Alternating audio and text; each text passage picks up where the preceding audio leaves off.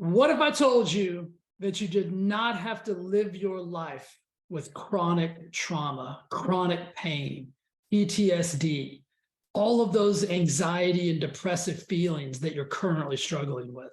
What if I told you there was a simple procedure that could help you overcome all of those things? Well, today you're in for an absolute treat. This is part one of a two-part conversation with Jamie Mustard, where we're going to talk about he and his partner, Dr. Lipov's amazing discovery. Dr. Lipov is considered to be the Einstein of modern anesthesiology. Guys, this is going to blow your mind. There's a simple procedure out there that these two gentlemen have written a book about called The Invisible Machine that is going to revolutionize the chronic pain, trauma, PTSD world. I firmly believe that.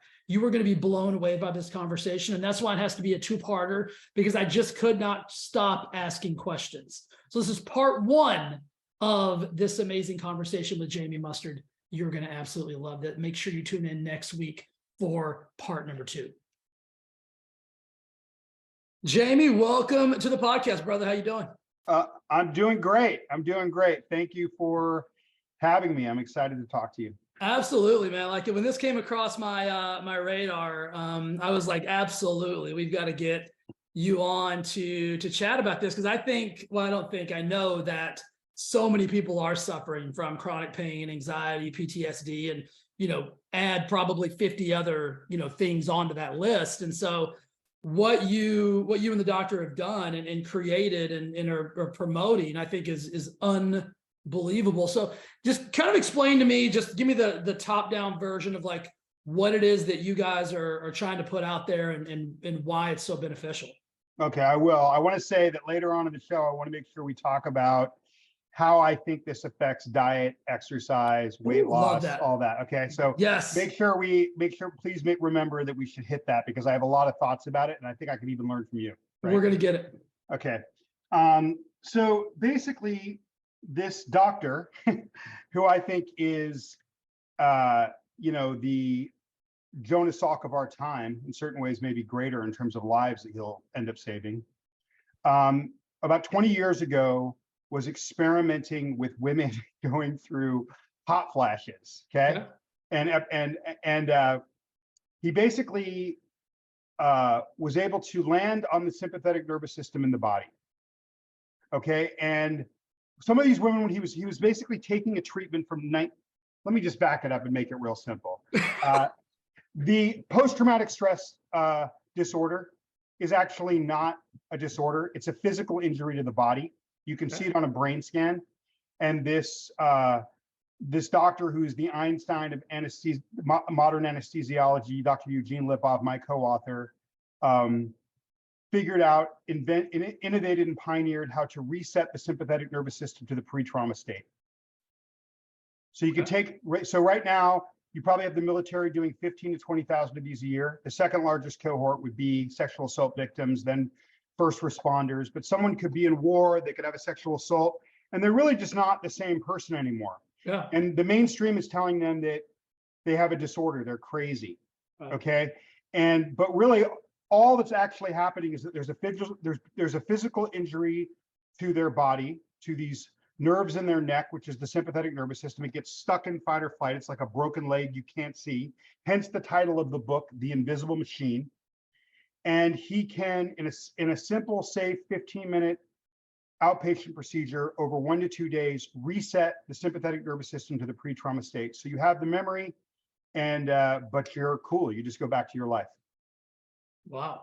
Yeah, that's awesome. And Doc was supposed to be on with us today, but he got pulled into a surgery or something. He's doing more important stuff than talking to Jamie and I right now. But just know that he's here in spirit and wanted to be here. And Jamie's going to be a great conduit to deliver all this info. Jamie, what you just said, I want to unpack just the last part of that. You said in a simple outpatient procedure, because I think when somebody thinks about this, like they think about it in terms of, because it was created by a trauma, so we almost feel like we have to have a trauma to get out of the trauma, if that makes any sense. You know what I mean? It makes a lot of sense. Yeah. And so you just said very casually in a simple outpatient procedure. So go over that with me a little bit more in detail so that people understand that it's like, we're not talking about like overly medicating somebody. We're not talking about, hospitalizing somebody. We're not talking about radical things here. Okay, so before I get into how the procedure works, can I spend just a couple minutes Absolutely. going through a common sense explanation? Because I just made a huge claim. I just said post-traumatic stress is not a disorder. Right. I said it's a physical injury to the body. There's a doctor. His name is Frank Ochberg. He's the guy that defined Stockholm syndrome for the FBI in the 1970s. In 2012, he's trying to get the APA to change the name to post-traumatic stress injury, PTSI. Okay, so I want to give you a little backstory to that, and then I'll tell you how the procedure works. Okay, so just this basically gets people to understand, like, there's a lot of confusion. Like, this guy just said it's a physical injury to the body. How can that be? How can they see it? It seems unlikely. But so I want to basically just lay out how that's really actually kind of obvious and been proved for a very long time. Okay. So if you go back to 1970, Dr. Frank Ochberg, he's 85 now, he's retired. He wrote a book with a bunch of Stanford neuroscientists. It came out on Little Brown in 1970 called Violence and the Struggle for Existence. That book came out 2 years after Martin Luther King was assassinated, and Coretta Scott King, his wife, actually did the foreword to that book, Violence and the Struggle for Existence. I mean, you can't get it, it's not around anymore. But the point is, there's a chapter in that book called Biology and Aggression. And in that book, Dr. Ochberg and these scientists are basically saying, we 100% know that trauma is biological. And here's the reason we know. This is over 50 years ago. This is the reason we know. We know because if you beat a goat or a dog or a chicken or a cat or a bull or a cow, if you traumatize an animal, okay, it changes. And it changes in one of two ways. It either gets really, really timid, flight, or it gets really aggressive, fight. Now, we didn't just give that dog a disorder. Right. The scientists know, because it's not sentient in the way human beings are, that we know we've changed its biology. Flash forward almost 35 to 40 years later, Dr. Lipov and Dr. Lipov comes across the mechanism that is causing that behavior, and figures out how to reset it without drugs or any sort of heavy dependency. Wow. Right? Like the way I compare it is that, or the way I explain it is, this is the broken leg you can't see. There's so many incredible modalities out there, from talk therapy to working out to yoga to ketamine. We're learning things about psilocybin. I'm not a big fan of cannabis because THC ravages the brain. You can see this on a brain scan. But I mean, I follow the data science. That's how I look at anything. Right. And then once I see the data, then I'm interested in how can I tell a story that's going to get people to believe and understand that data or connect with that data. So what he does is there was a shot that was developed in 1926 for tingling hands. So we know it's safe, called the stellate ganglion block. He's innovated that into what we now call the DSR, the dual sympathetic reset. So it's really not what it was 100 years ago, but basically he does, he uses an ultrasound, and the same $2 amount of anesthesia that goes into an epidural, I think it's called bupivacaine, and he uses an ultrasound and he gets to the stellate ganglion, which is a nerve chain that goes from your amygdala, your brain, all the way down through your toes. But the main part of it is through your amygdala down to your chest. And your sympathetic nervous system is located in your neck. So when you have a fight or flight incident and you have that thing that, like, you almost crash into someone, and there's that thing before you think that kind of jerks you into action, your brain, your amygdala, is sending a signal to these nerves in your neck, and that causes that instant reaction where you operate without thinking. Okay? So those nerves are there. What he does is he takes this anesthesia and he just basically turns off the nerves. He does an injection at the C7 and C3 vertebra. That's what we call it dual. You can only do one side per day. He turns it off. It turns back on 15 minutes later at baseline, pre-trauma state. I can explain the science of how it works. So I can give you the societal I can give you the layman's explanation of why it's working, but I can also give you the scientific explanation of why it's All working. right, we better stay layman's terms just for, purposes of not, I love science, but let's don't overwhelm people, right? Okay. So let's give the layman's version. Basically, when your brain sends that signal to your nerves where you almost slip on a mountain and fall. It's happened to me one time when I was a kid. I was on Strawberry Peak out in California, and I slipped and I almost went off the cliff, and I caught myself, and I was heightened for the next 3 hours, 5 hours. What typically happens when we get heightened like that is 4 or 5 hours later, we come back down to baseline. Okay, now, if trauma is too overwhelming, as in war, you see your buddy get blown up in front of you, okay, or in a sexual assault, and the system gets too overwhelmed, you go up into that fight or flight mode, and then this is why we call it the invisible machine. It's a broken leg you can't see. It physically injures the nerves in your neck, and it gets stuck in fight or flight. And basically, the signal reverses. These nerves in your neck are telling your amygdala 24 hours a day, 7 days a week, 365 days a year, that you're under threat of death. And so human beings are not made to live like that for more than 30 to 90 seconds. You're either meant to kill you have to understand it in relation to how you'd feel if a tiger jumped out and was chasing you in the jungle. Right. For about 90 seconds, you would either get away from the tiger or you would kill the tiger. Right? So we're not meant to be in that heightened state for very long. So when a human being feels 24 hours a day, 365 days a year, 7 days a week, that they're under threat of death, well, ultimate form of flight in the military, where you are trained to protect, the ultimate flight is suicide. You're not going to want to live if you feel like you're going to die all the time. And in the neighborhoods where I grew up, ultimate fight, where life is, violence is a little more acceptable, it's violent behavior or wanting to kill someone. So two people get into an argument over a cheeseburger, but because these nerves in their neck are telling them that this altercation, which is completely innocuous and means nothing, is life or death. And that's why you see so much insane behavior in the world. Wow. That is, plausible, right? That's very powerful to think that something that, do you know the numbers, Jamie? What are the numbers of people that they've associated with having PTSD or these chronic? Well, I can give you what the official numbers are, and then I can give you my opinion, because let's have both. What I did is I gave you the minor cause of it. I think that blunt force trauma causes this in about 10 to 20% of people. Okay. Overwhelming trauma, first response, you're right. So I think the official numbers put out there by the APA or something would probably be something where between 8 to 10%, maybe a little lower, have been diagnosed with post-traumatic stress disorder, which does not exist. It is a physical injury to the body. Science has proved that. So it's a post-traumatic stress injury, but we call it PTSD, which is really, really sad and inhumane and kind of disgusting, because you have somebody that has a physical injury and then you're telling them that they're crazy. Jamie, do we call it a disorder so that we can medicate it?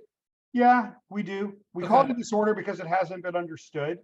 We call it a disorder because there's a series of 8 or 9 symptoms or behaviors that look crazy, right? But we don't say, when someone can't walk because they have a broken leg, we don't tell them to snap out of it. And we don't tell them they have a broken leg disorder. It's very inhumane, that term, because it is stigmatizing. And we don't make people feel bad or feel strange or crazy because they have a broken leg. Yeah. This book is called The Invisible Machine: The Startling Truth About Trauma and the Scientific Breakthrough That Can Transform Your Life, because it's a machine. It's simple. You can see it on a brain scan. Right. So if I were to take an fMRI, okay. So yeah. So that's. What else? I was going to say, what's your number, Jamie? What's the number or percentage you feel like people? I think 50% of the U.S. and global population are walking around with this in their body, and part of that's due to the modern world we live in. Our evolutionary biology is not caught up to living how we live now as human beings. But, and I Wow. can, yeah, so I think it's 50%. And can I tell you why I come to that number? You better. Okay, so if you start like adding up all the different ways, you know, something like 71% of human beings at some point in their lives will experience a traumatic event. Mhm. So say you get maybe 10, 20% of those guys. And then you start adding up like 1 in 4 women experience sexual assault. When you start adding all these numbers up, Right. okay, you probably get to about 25%. Okay, but what the primary cause of post-traumatic stress injury, and then let's get into the symptoms and talk about how they affect weight and diet. Okay. But the primary cause of this is actually not blunt force trauma. There's 2 things that cause this. The other thing that causes this, it's what's called prolonged allostatic load, chronic stress. Okay. Okay, so when you have stress all the time, you're heightened. Okay, you're not meant to, like, nature mitigates stress, animals mitigate stress. In a concrete society where we're bombarded with digital information and bad news all the time, where we live in an artificial box and then we get into a roving artificial box to go to another artificial box, work all day, get back in the roving artificial box, to come back to the artificial box. We don't have the normal things that mitigate and calm our sympathetic nervous system. Okay, so what the primary thing that causes this is carrying stress for too long. You can get this from not getting your emotional needs met as a child, and you could be a billionaire. You can get this from having a distant father, distant parents.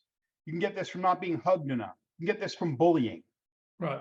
You can get this from a business failure. So there's levels and layers, is what you're saying. It It's doesn't. yeah. Yeah. It doesn't have to be like some traumatic thing, like you watched your best friend fall off of a 25-story building. Okay. No, I would argue that 90% of the people walking around with this injury, or listening to this podcast, do not associate themselves with trauma in any way, shape, or form.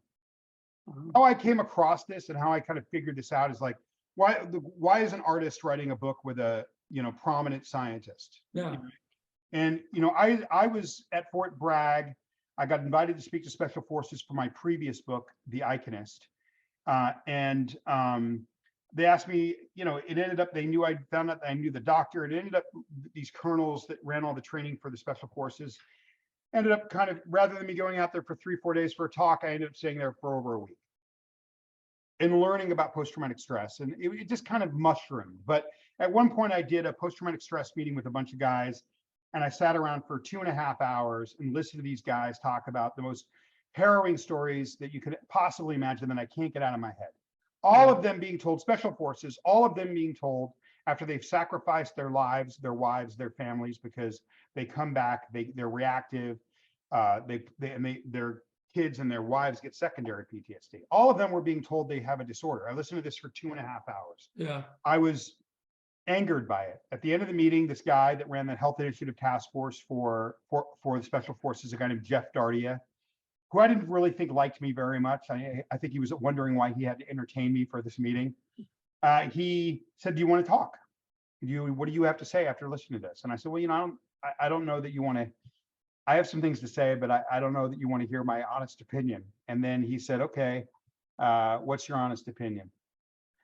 We want to hear it. That's what we're all about here. Can I swear on this podcast?" Yeah, absolutely. Yeah. So I said, my honest opinion is none of you motherfuckers have a disorder, and it's an absolute injustice and a tragedy that you're being told you're crazy when you could all go to Chicago and fix this in 2 days. Okay. How was that received? Well, that's the part that led to this whole book and this film and my collaboration with the doc. At that point, this guy that I couldn't tell if he liked me very much, Jeff Dardia, he smiled and ended the meeting and called me over. Okay. And he said, "Jamie, have you ever heard of operator syndrome?" And I said, "No, I've never heard of that." "Well, what is it?" And he said, what happens when a soldier is deployed too long, a special operator, even if they're never in a firefight. They're away from their family for 2 or 3 years, 12 months. They're worried about IEDs every day.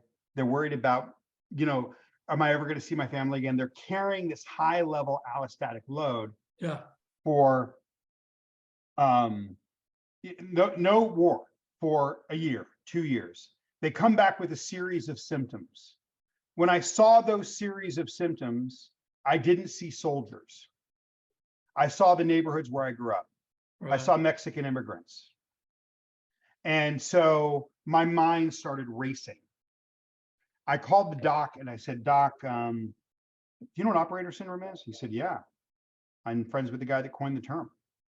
And I said, it's an overactive sympathetic nervous system. He said, you're right. I never thought about it, but you're right. So I think we should talk about, why I say 50% of the population and what the symptoms are. Yeah. Okay, because again, most people that have this do not associate themselves with trauma. They just have the symptoms. You see so many people in our society was like, I've never traumatized, but they can't sleep, but they have massive anxiety, but they have a sense of doom, but they're paranoid. Why? You can get that from, again, just having a mother that needles you as a child. Or your first boss talks to you, makes you for 2 years, 3 years, makes you feel subhuman.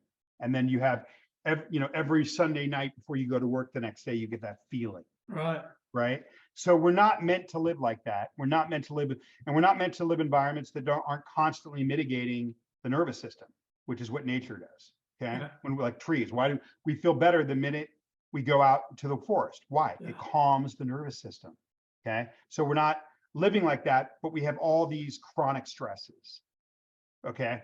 And from COVID to the news, okay, to 24-hour bombardment of this news, which uses salacious and sensational stories of to grab attention. So you're constantly being hit, right?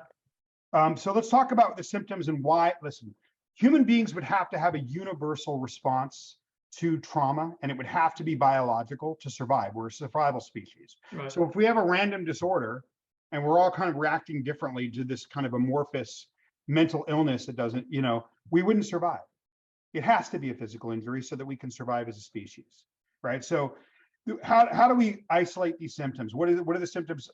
I like to use operator syndrome to kind of isolate the symptoms. There's more to operator syndrome than this, because there's a cascade of physiological conditions that come from having an overactive sympathetic. It discombobulates your immune system.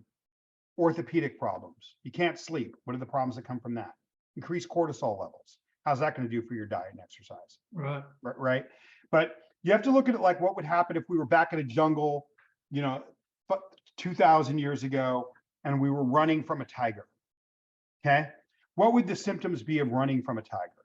The symptom, you'd have these following symptoms. You would have anxiety that the tiger was about to eat you. Right. You would have mild paranoia that the tiger was everywhere, because tigers are so dexterous. You would have a chronic sense of doom, like the shoe's going to drop any second, the tiger's going to eat me. You would be hyper vigilant, always looking for the tiger. You would be hyper aroused. You'd be heightened all the time. You'd have a hair trigger. You'd be reactive because you'd be looking for the tiger. So you'd have a hair trigger in traffic with your children, with your wife. You wouldn't be able to sleep because if a tiger is about to eat you, you're not going to sleep. 25% of these guys, these special forces guys, when they come back from Afghanistan, have ED because you can't have sex if a tiger's about to eat you. And then, like I said, in the military where people train to protect, if you're feeling like you're going to die all the time, ultimate flight is suicide. And where the neighborhoods where I grew up, where taking things out on others is more acceptable, ultimate fight is violent behavior and homicide. Yeah. Jamie, how does somebody listening to this who's not an operator, not in the military, not any of those things, but has all the signs and symptoms that you just talked about, obviously lives in the modern world that we live in, how would they make a decision to say, is this for me? Is this not for me? How's the diagnosis is the wrong word, but how would I know if I was the candidate for this particular procedure? And how would that be assessed by the doctor, the clinicians, and things of that nature? Okay, well, one of the reasons I wrote this book and partnered with this scientist is because, this invention's been around for 20 years. It's been on Rogan, it's been on 60 Minutes, it's been on CBS This Morning, Wired. Countless people have written about it. Barack Obama endorsed it as far back as 2010. Okay. The military is doing 15 to 20,000 of these a year. Okay. Okay. One of the reasons I decided to do this is 3.5 years ago, the doctor teamed up with what's called the Stella Center. okay, which is a private equity firm in Chicago, a multi-billion-dollar private equity firm called Startling Partners, and the doctor teamed up, and they're opening clinics all over the world with his protocols. Okay. If you're not getting his protocols, the Stella Center protocols, you're not getting it. Even when I was at Fort Bragg 2 years ago, they were doing it based off of a 10-year-old paper. It was 70% effective back 10 years ago. Now it's 85 to 90% effective in the permanent relief of most post-traumatic stress. Okay. So right now, Stella Center has 35 clinics across the United States. I'm not an ambassador for them. They do not pay me. The only reason I'm mentioning them is because if you couldn't get it with the modern protocols, there would be no point in me writing a book, because I wouldn't want to put something in front where people couldn't get it the right way. Right. And also, if you're not getting it from the Stella Center, you're not getting it. Okay. You're not getting the efficacy. But there's 35 Stella Center clinics across the United States. You can go on stellacenter.com and there's a quiz, and anybody can do it. And I would encourage the people that feel like they recognize those symptoms that don't associate with trauma, I would encourage them to do the quiz the most. If you know why, if you have a middle-class spouse or child and you don't know why they're acting the way they're acting, but all those things I just said resonated with you, something triggered them, something pressurized them, even if it wasn't blunt force trauma. You know, so that's let's touch on the book really quick, Jamie. So Okay. The Invisible Machine, obviously available on Amazon, pretty much anywhere you can grab a book. Available where all books are sold. Barnes and Noble. You can Okay, walk into your perfect. local bookstore, it likely has it. It's everywhere. Okay. So The Invisible Machine. So what would, some people are like ravenous readers, right? They're going to be like, I'm buying this book. I'm reading the book. I want to know. There's other people who are like, oh gosh, I don't want to read, but this sounds like something that'd be important to me. Like, who is the ideal reader of this book? Is it somebody that we've been describing? Is it somebody who knows somebody we've been describing? Or would this book be beneficial for anybody and everybody? It's such a great question. And, it's interesting, if this thing was discovered 20 years ago and he published on it for the first time, maybe not quite 20 years ago. Well, 2008, maybe the first time he published on it, 2006, almost 20 years ago. And it's been around all this time and most people have never heard of it. Right. Okay. And so when I met the doctor, well, first of all, I'm a patient. I went and did it, and it transformed my life in ways I can't even begin to tell you, but we could talk about that. Yep. And so I was so shocked that this thing existed and you didn't have to be dependent on drugs. There was no side effects. Like it just shocked me that this wasn't as popular as LASIK, like this should be everywhere, right? Absolutely. So I started asking myself that question. And the answer was that whenever it's in the media, it's at the extreme. So I thought somebody needs to bring this, like I have a unique life where I was living amongst the poorest people in the world. And then I went to a fancy university in England where I was among the most privileged people in the world. So it gave me a very unique vantage point. So to me, so when we first sat down with our editor to write the book, in the first editorial meeting after signing the book contract, the editor said, Jamie, what do you want to get out of this book? And I said, I'm sick of this being at the extreme. My book is, I want a wife, a husband, a yoga teacher, a kindergarten teacher, a librarian, a CEO, a plumber, an electrician. I want everyone to know that this exists and that they may have this in them and not be associated with trauma. So to me, this is about the average person, the every person. That's who this is for. That maybe is having issues in their marriage because they're snapping at their kids, or they're not able to calm down for communication with their wife or husband. And this is for them. That's who because that's where the majority of people, the suffering is occurring. Yes. And I'm not partial to one group over another. Right. In terms of my efforts, I'm going to go to the largest group where there's the most suffering. And I believe that that's people that have experienced prolonged chronic allostatic load or stress load that do not associate themselves with trauma in any form. And that's who I wrote the book for. I love everything you just said there, because you're right. When you said that things have to be at the extreme for it to get any kind of publication. It's like, the war and IED blows up an entire battalion, whatever it is. Like, as a layperson, you can't relate to that, right? You're like, oh, well, then my stress or my trauma must not be that important because I've never been blown up by an IED. I've never watched my best friend be, killed right in front of me. And so we tend to suppress those things and say, well, my life's not that bad, so therefore I should just sit with this and not seek treatment or not do anything. And then my brain goes through, I used to work in the pharmaceutical world, which is a whole different conversation.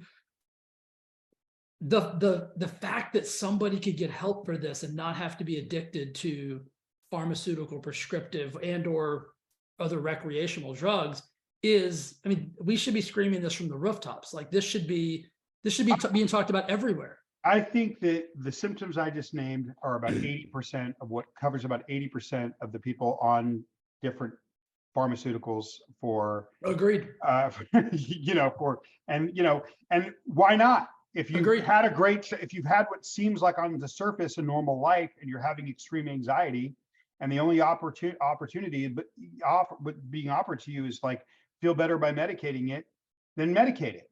Right. The problem is, I don't know if follow Daniel Amen's work, Mhm. but what Daniel would say is, when you take a drug to solve a problem, you create a problem to solve a problem. 100%. You change your brain so that you need it, right? 100%. Yeah, and so and then the other thing would be, if you look at it in terms of addiction, and Gabor Mate's work, I don't, after studying neuroscience and working on this book for 2 years and like listening to Gabor Mate, I don't think addiction exists the way that we understand it. What Gabor would say is that addiction is just somebody trying to regulate their nervous system. Yeah. Right. So it's very few people go and just want to be medicated all the time if they're feeling awesome. They're doing it. When you see somebody that's addicted to something, it's somebody that's been traumatized, that is trying to take their, as Dr. Lipov would say if you were on the call, take their trauma for a swim. Yeah, absolutely. Right? Yeah. So, so there's all these incredible modalities out there that we need. I compare it to physical therapy and a broken leg. You need to reset the broken leg, the dual sympathetic reset. Then you do the physical therapy, which is very needed and very powerful. Ketamine is powerful. Hyperbaric is powerful. Talk therapy is powerful. Psilocybin is powerful. But this thing, you can get 80% progress, and you don't have to, have a disassociative experience or trip out or risk a bad trip. When you can get this much relief in a day or two, it makes everything easier, possible, and doable.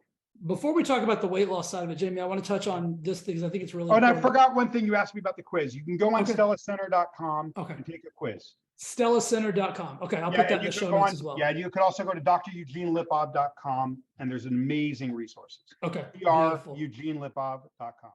Perfect. Hey, before you go, I'd just like to say thank you again for listening to the Thrive Forever Fit podcast and watching on YouTube. It means the absolute world to me. And if you would do me one favor, and that is simply subscribe and review this podcast on whatever platform it is that you enjoy it on, YouTube, Apple, Spotify, doesn't matter. I would absolutely be so grateful and so thankful if you do that for me. Thanks again for listening, and I'll see you again next week with an awesome, awesome episode. Bye.